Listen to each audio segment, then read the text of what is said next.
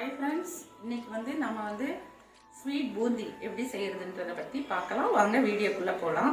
இப்போ நான் அதுக்கு தேவையான பொருட்கள் என்னென்னு சொல்கிறேன். ஃபஸ்ட்டு நம்ம ஒரு கப்பில் பாருங்கள், இந்த மெஷரிங் கப்பில் நான் ஒரு கப்பு கடலை மாவு எடுத்திருக்கேன். இந்த கடலை மாவு நான் இந்த ஒரு பவுலில் போட்டு போடுறேன். இப்போ இதுக்கு இது தோசை மாவு பதத்துக்கு ஒரு அரை கப்பு தண்ணி போட்டு இதை நம்ம இப்போ கரைக்க போகிறோம்.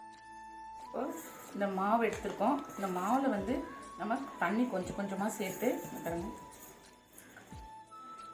ரொம்ப சேர்த்துறாதீங்க. அப்படியே தண்ணி நிறைய கொட்டிடுச்சுன்னா அப்புறம் நம்மளால் திரும்ப மாவு ஆட் பண்ணிகிட்ருக்கணும்.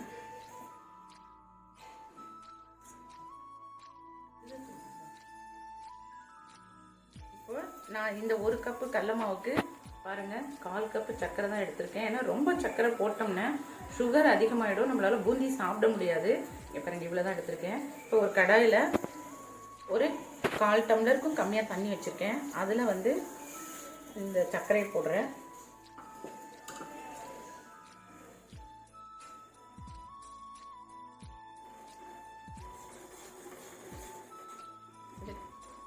சுகர் எல்லாம் நல்லா இதில் கரைஞ்சிருச்சு.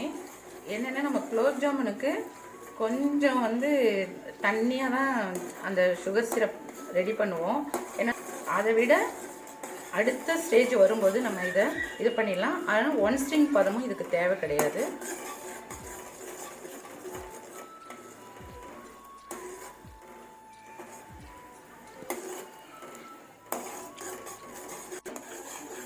பாருங்கள், இந்த அளவுக்கு கொதிச்சா போதும். 1 ஸ்ட்ரிங் பதம் வர்றதுக்கு முன்னாடி நம்ம இதை இறக்கிடுறோம். ஒரு கடாயில் எண்ணெய் ஊற்றி வச்சுருக்கேன். பாருங்கள், இப்போ இது அது பூந்திக்குனே உள்ள இந்த கரண்டி பார்த்துக்கோங்க. இது மாதிரி கடையில் விற்கிது. இப்போது நம்ம இந்த கரைச்சி வச்சுருக்க மாவு இருக்குது இல்லைங்களா, இது நல்லா தோசை மாவு பதத்துக்கு கரைச்சி வச்சிட்டோம். இப்போது இந்த மாவு எடுத்து இதில் ஊற்றுறேன். நான் ஊற்றிட்டு இப்படி தேய்க்கணும். பாருங்கள், இப்போ இது மாதிரி இந்த பூந்தி கரண்டி இருக்குது, அதில் நான் இப்போ போடுறேன். நம்ம கரண்டியால் இந்த மாவை எடுத்து இப்படி போட்டுக்கிட்டே இருக்கணும். என்ன அழகாக விழுது பாருங்கள். நம்ம கொஞ்சம் கொஞ்சமே பண்ணால் போதும்.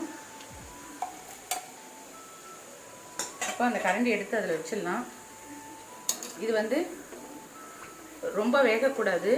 பூந்தி காரா பூந்தி தான் ஃபுல் பாயில் ஆகணும். பாருங்கள், இந்த பதம் இருந்தாலே போதும். ஸ்டவ்வையும் ஸ்லோ பண்ணிக்கணும். இந்த பதத்திலே எடுத்துடணும். பாருங்கள், நம்ம ரெடியாக வச்சுருக்க சுகர் சிரப்பில் இதை ஆட் பண்ணிடலாம்.